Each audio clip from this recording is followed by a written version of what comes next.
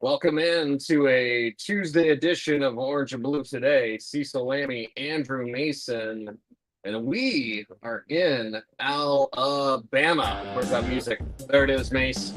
We're here in Alabama at the Senior Bowl once again. I just saw you the other day. Saw you in Texas. A fancy seeing you here where I am. I know. Wherever you go, there you are. And there I am. You know, I remember hearing that phrase when I was in high school. Wherever you go, there you are. Yeah. And I'm like, no kidding. I took that too literally. Like, I heard that and I'm like, that's the silliest thing I've ever heard in my life. Well, we are here to get silly and talk about the 2025 Reese's Senior Bowl. You see that beautiful thumbnail with Devin Neal there. We could be anywhere, by the way. We could. Like, look at this. We're in a little cubicle or a courtyard. We could be in the Millennium Falcon right now. Yeah. You've never. It looks like there should be a whiteboard here. Right. We drop some lines. Yeah. Mm-hmm. There you go. Could be a whiteboard Tuesday or a whiteboard Wednesday. Coach Mace. Yeah, as we drop some of the things we saw today out there on the practice field. I like that. Drop some of the running backs that we saw today. We'll start with our cover athlete of the day, Devin Neal from Kansas. Mace, a little bit of Clinton Portis to his game there. A little bit of Clinton Portis in terms of maximizing the yardage. We saw him fall forward a couple of times for some extra yardage. The way they attacked the practice for the American team that Devin Neal was on, it was a little bit interesting. We were a little bit concerned for a while there because there was a team period that was at Nathaniel Hackett's job for tempo. Yeah. And we're like, this is it? This is all we get? That wasn't all we got, fortunately. We got more. Yes. Mm-hmm. But it kind of reflecting the practice, it took a little bit of time to get Devin Neal going out there. He certainly established himself. But I would say, even though I've got high expectations for him, and I think he's still in good shape draft-wise, but this is the thing. Like, unless there's something extreme that goes on, you're not going to really move your needle up or down very much based on the beat. Like, unless it's something ridiculous, like you're absurdly good. What you can do is you can either confirm what everybody saw on the tape, or you can do well enough to compel everyone to take a second look and say, okay, if this is better than the tape, what was the discrepancy? What's disconnecting here? Was it something schematic, for example? It was a solid day for Devin Neal, but if you were saying who's the best running back on the field today, I'd have to say it was Brashard Smith. Yes, SMU runner doing a lot, and I love the contact balance that he had. No live tackling to the ground, but he also had a contact plan. He never seemed to be thrown off when guys want to thump a little bit more, which is always fun to see, Mace, because it is a practice. And during these practices, sometimes guys treat it like practice. Sometimes guys treat it like a job interview, which is what it is. So when you get someone that's a little bit more excited to be out there, let's say, you've got to be ready to take that sort of contact. And Brashard Smith certainly was that today. Spin moves, multiple juke moves that we saw. I think he had the carry of the day for us, really a second level linebacker move that he was able to make a cut and then burst out to the outside at the linebacker level. He was already about 5-7 yards downfield when he made that second cut to make that big play. Yeah, that was the thing. Like, turning a good pickup into a great pickup, turning good into great. That was something good. And the fact that he maintained his speed as well. Like, usually you do that, you lose a little bit acceleration, and that didn't fit for him in that play. It certainly, it's intriguing, and certainly the one thing. I mean, does he bring everything that Devin Neal does, like in terms of the big picture, from the size and all that? Yeah, that's the question mark there. With Devin Neal, to go back to him super quick, and he's always in his drive phase. And a running back, 40 time is important, but what are your first 10 yards? What are your first 20 yards? And the 10-yard split is very important. 3-cone drill also when we get to the scouting combines. But for me with Devin Neal, and yes, he's my guy because if you don't get a Marion Hampton, maybe in the first round with Hampton, you don't get Caleb Johnson, Devin Neal's right there. And in his drive phase, it's when you're leaning the most going forward as fast as you can. With Neil, it's efficiency movement, and it's movement where he is leaning forward, as you mentioned after practice, always maximizing positive yardage. Yeah. Are you concerned at all about Devin Neal and Rashard Smith having smaller hands? Perhaps, yeah. Yeah. They're both below 9 inches. Yes, and that's kind of the threshold there for catching pass out of the backfield. Devin Neal, 8 3/8 inches. Rashard Smith, 8 3/4 inches. Rashard Smith, of course, 195. I mean, they're different types of backs. Devin Neal's 220. Yeah. You know, kind of built for that every down type of pounding. Rashard Smith, you wonder if he can handle that heavy. It wouldn't be a heavy workload, but certainly a between package workload. That's where I think it's fun to be. All right, right. So we'll continue to watch the running backs down here and maybe to kind of get a feel for what the Broncos could want. But if you mention both of these with the smaller hands, one, you don't want to tell if they're out there and like, well, they're not going to catch passes. But two, Mace, you and I talked about Jaleel McLaughlin earlier today. Like, he's the only guy who can put on 53s.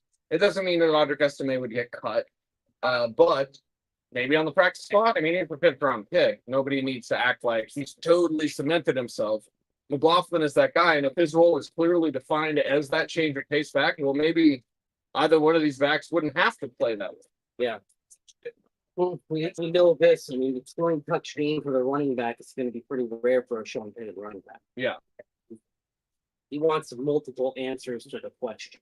He doesn't want two, but because he had multiple last year. I think he wants two. He wants two. If there's a third back that's just an occasional thing, if the problem was Jaleel McLaughlin, if he's your third back and he's getting, say, 2 to 5 touches a game, kind of, looking situationally, trying to, exploit a mismatch, that's one thing.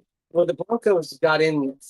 The thing the Broncos got into that Sean Payton couldn't really figure out as the season went on was, okay, I've got Javonte Williams, Audric Estime, Jaleel McLaughlin. None of them have broken away from the pack on a consistent basis. It's probably, again, the best of those 3 running backs, by and large, was Jaleel McLaughlin, but he didn't have the body type tools in every down pounder. So he was kind of in this spot where he's trying to get them all to work. And it would have been easier for him if Jaleel McLaughlin had been that 2 to 5 touch a game guy and the others were your primary backs. I think he can make it work with 2 primary backs and then the guy who's smaller, speedier, mismatched. He didn't have that last year. Right. So it's part of why I wouldn't say you're starting from 0, but I mean, it's no guarantee that Audric Estime is one of those backs, depending on how many they bring in. It could be a veteran and a draft. It could be 2 drafts. I mean, but the one thing I think we do know is it's going to be different. Yes, it's going to be different, but it's going to be Sean Payton. So we can kind of angle into what he's done in the past, what they do now with the Denver Broncos. And for me, Mason, lean towards 2 in the draft. And would you say, one, you said it earlier, we did a short on Twitter. Follow us at Mace Denver, at Cecilani, at Dem Sports 1043, I think. Yeah. But either way, you had mentioned about how, we saw Rashard Smith, and it's about the week. It's not necessarily about the day. Remember, a year ago when we saw Bo Nix, it wasn't impressive that first day. But on Thursday, he was the best quarterback here. It is very typical of this week to see guys advance from day 1 to day 2 to day 3. And I think we're definitely going to get into that conversation at the tight end position. For sure. As we move there, it's probably a good transition. Yes. To get to tight ends. Yes. Because I felt that whereas we went in really excited about Devin Neal and that it was Rashard Smith that had the better day, we were really excited about Harold Phantom Jr. from Bowling Green. And then it seemed like Terrence Ferguson just stole his thunder. It's not that Phantom was bad per se, but if we just go, who was the best running back today? It was Rashard Smith. If we say, who is the best tight end today, Mace, I believe we both answer Oregon's Terrence Ferguson. And I'd say the second best tight end was Elijah Arroyo from Miami. Yes. Who displayed a lot of speed today. In fact, Yep. Was the fastest of the tight end. They put like the fastest kind of speed up on the scoreboard. He was the fastest player out there from the tight end position today. He had some catches. Harold Bannon, it was a weird day for him because he didn't have many opportunities. And I felt like he got into, or he would have benefited from getting into a rhythm that wasn't possible today. Part of it was when they split for one-on-one reps, they took most of the tight end. They took some of the tight ends and put them with the wide receivers going up against defensive backs. They had Harold Fannin Jr. go to the other end of the field and work in the 9-on-7 speed, and he actually was lining up even at fullback. So we mentioned this on our short put out on social media earlier. That's a sign that they want, that scouts, coaches want to the player in a certain situation. Right. And I feel like that it was important for him to do, and it was a mixed bag for him there to wind up at fullback. One play like just missed that. Might have been the first play. Yeah. It was pretty bad.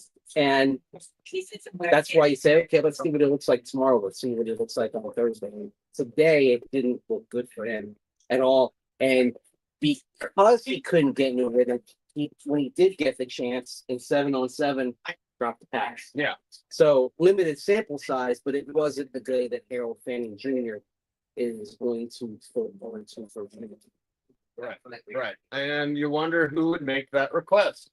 We wondered about the Auburn tight end, Fairhouse, right? Top of my head. Rivaldo Fairweather. Yeah, Fairweather. Sorry, Fairweather. Who was kind of lining up around the formation at the Shrine Bowl. Yeah. And now we see Harold Fannin working a little bit of fullback. It just makes me wonder. Did a team put in a request? Maybe this is just what scouts were talking about beforehand of like, hey, we know he can catch you at 1,500 yards. Yeah.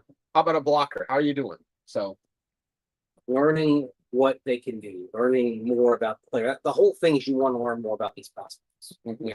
Now, a lot of that learning is going to be we can actually sit down and talk with them one-on-one or as a group. Teams have their contingents down from there. I didn't see George Payton up in the Broncos, right. but he hasn't been here the last 2 years. Yeah, it wasn't here last year. Sometimes he's been doing coaching searches and whatnot. For example, I mean, hey, a couple of years ago at this time, the Broncos still didn't have a coach officially. Yep. It was steaming towards Sean Payton. I think actually during one of the practices, we did something focusing on Sean Payton. I believe so, yeah. Getting the job. So Broncos are in a little bit different spot.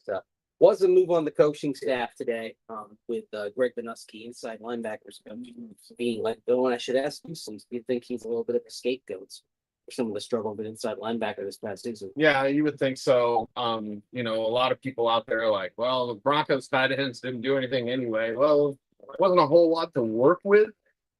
So yeah, But Declan Doyle moving to Chicago. Right, Declan Doyle going to Chicago. So there's been some coaching movement here with the Broncos, and yeah, it was to be expected. The Jim Leonard, Davis Webb stuff is very interesting because it's like, I wonder who was nosing around those guys. And the Broncos have an emphasis of like, no, how about you stay? Or I believe the report was Ian Rappaport that said like they both chose to stay, which is good.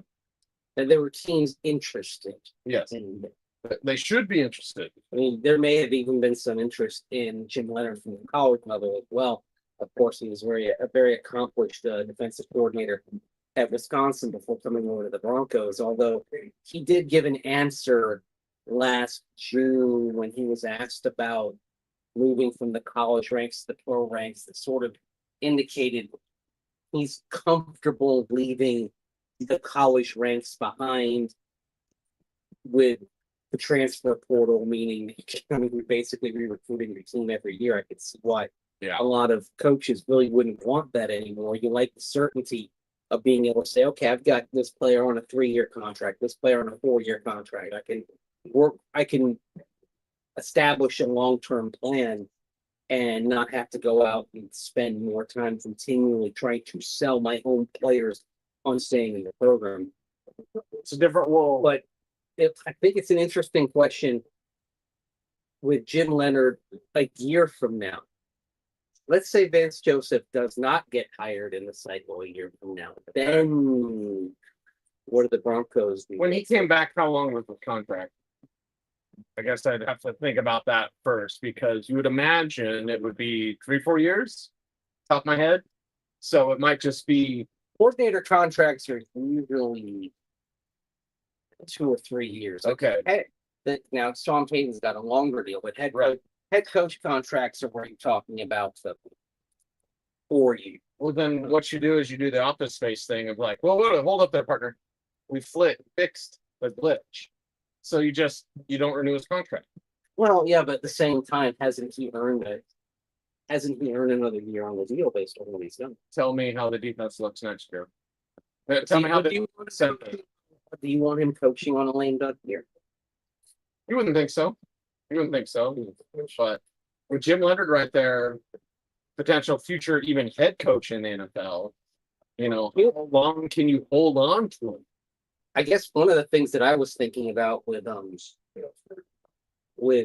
Davis Webb also is, do you bump him up from doing the John and Mo title that he had? Because John Morgan, of course, moving on to the Detroit Lions. He coached there before under Dan Campbell. He'd be going back there to replace Ben Johnson as offensive coordinator.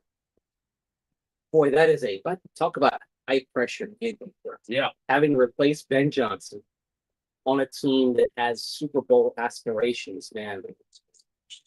Even the slightest drop off, those fans are going to be hungry. Right. But if you get further, let's say even to the Super Bowl, then you get in the head coaching conversation right away. Mm-hmm. You get all the rewards right away. So interesting there. When is speaking of head coach,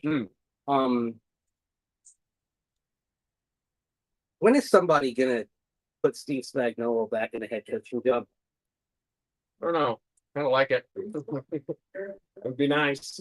Have a change there with Kansas City. So we'll see. Brenton says something very nice in the chat room. You both obviously love what you do when it comes through on your show.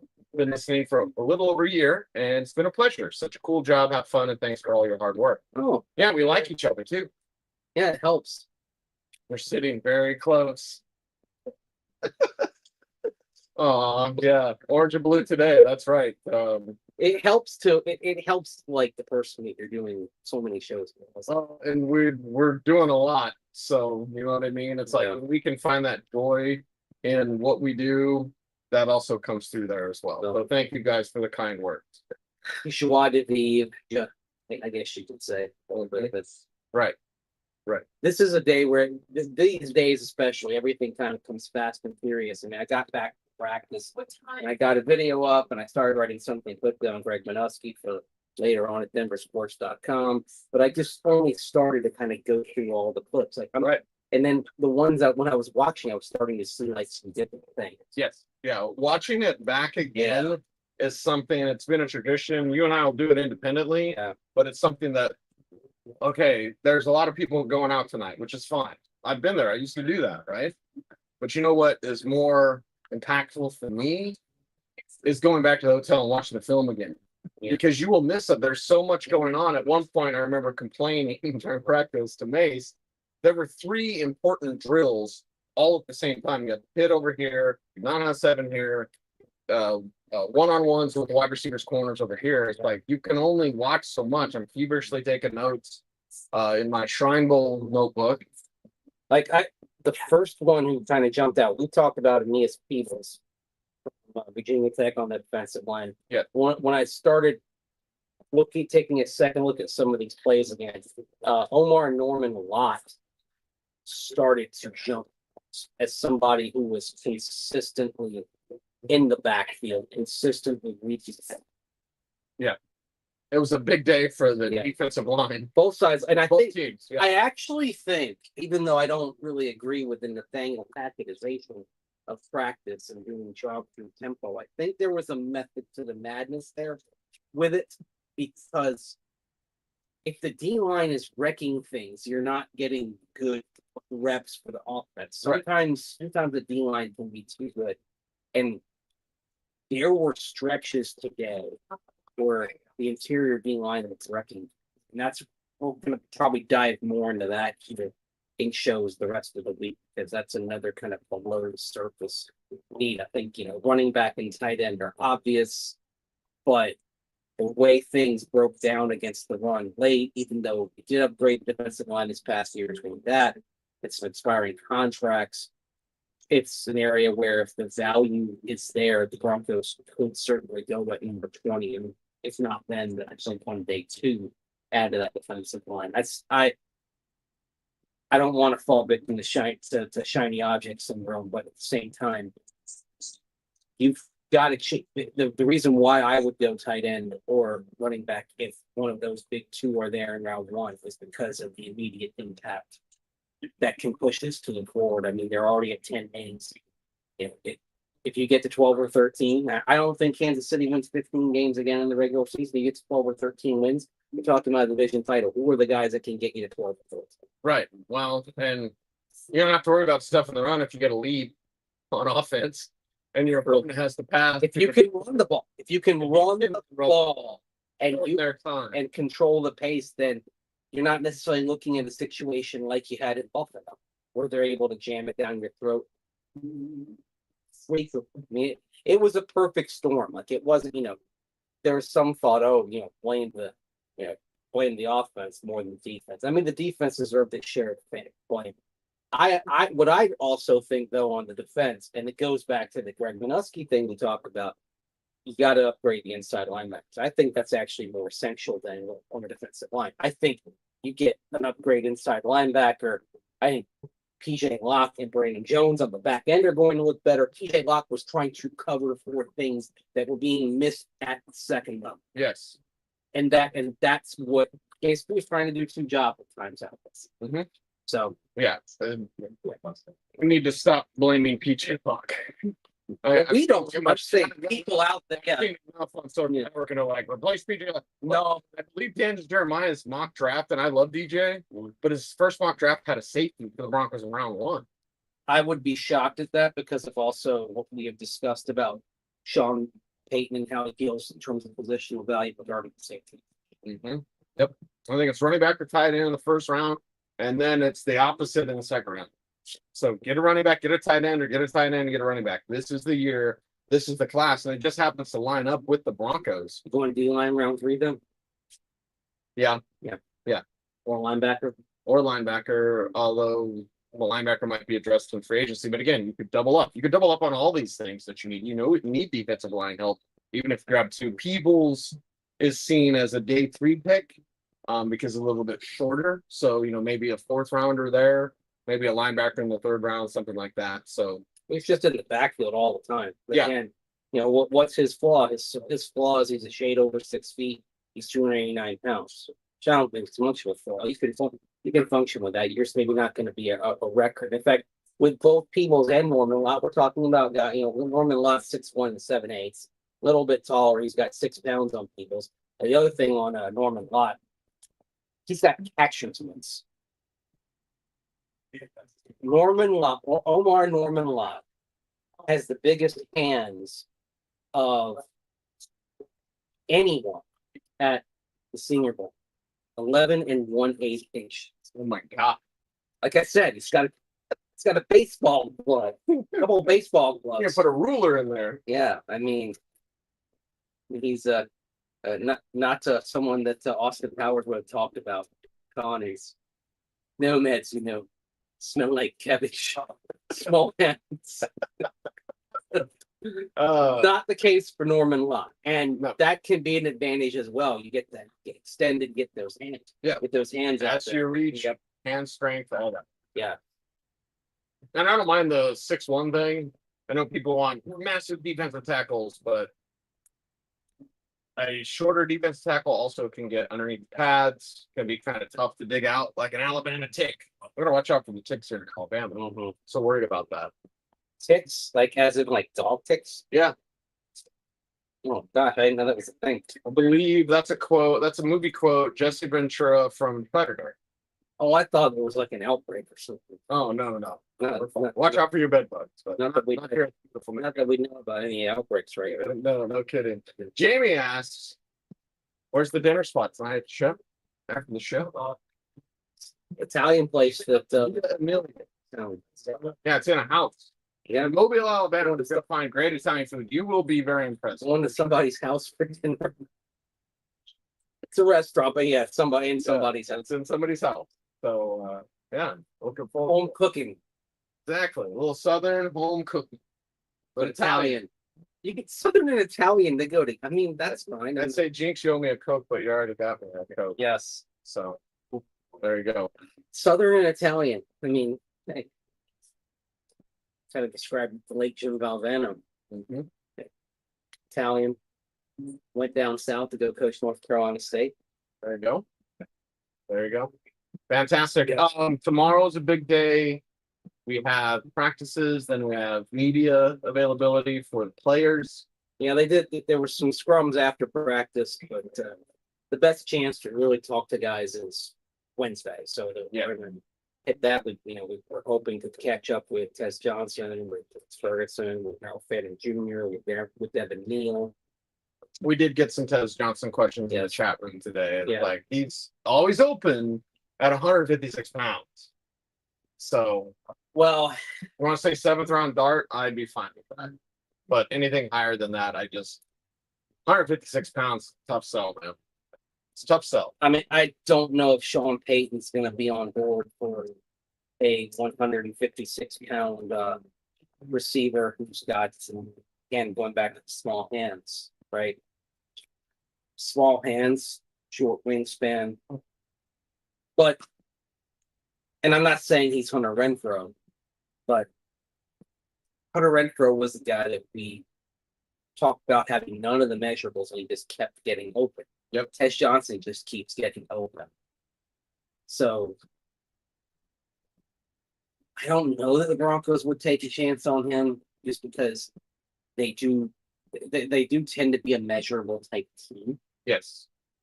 But that's where both said, well, come on. Come on, get my guy. Trust me. This guy's got some good. And he was out there catching everything, and he was out there getting separation. Yep. So at some point, you have to say, screw the measurables. This guy's a football player. Tez Johnson's a football player. Right. Especially if we're talking about a 7th round pick. Yes. You take a flyer, dude. That's what you do. At day 3 and late in day 3 is when you take chances on players who are a little more island of misfit toys type. They don't check off all the boxes. They're the Charlie in the box. Will it Harvey in the box or Charlie in the box? Charlie in the box. He wants a Charlie in the box. Was it the elephant that had polka dots? Yep. And of course, Hermie the elf who wanted to be a dentist. Right. Did you feel bad for the toys after Rudolph when I was a kid? And we'd go to the toy aisle and be like, that's an ugly toy. And then I'd immediately feel bad. I should have written Toy Story because that's essentially the line, like your toys are alive. But I would feel bad if I saw an ugly toy. So I'd be like, don't look at the ugly toy. I don't want to make it feel bad. Yeah, I did. Mm-hmm. You have a heart, Mace. That's why. Toy Story, it's funny. They've gotten more existential as the series has gone on. I stopped after 3. I know 4 is pretty good, but yes, 3 was perfect. 3 is almost the perfect movie, so I will not watch another Toy Story. 4 is excellent. Yeah, that's what I've heard. But 3 was so good. I want it to end, in my mind, on that note. Yeah. I mean, I don't know if they can bleed one more out of it, but I feel like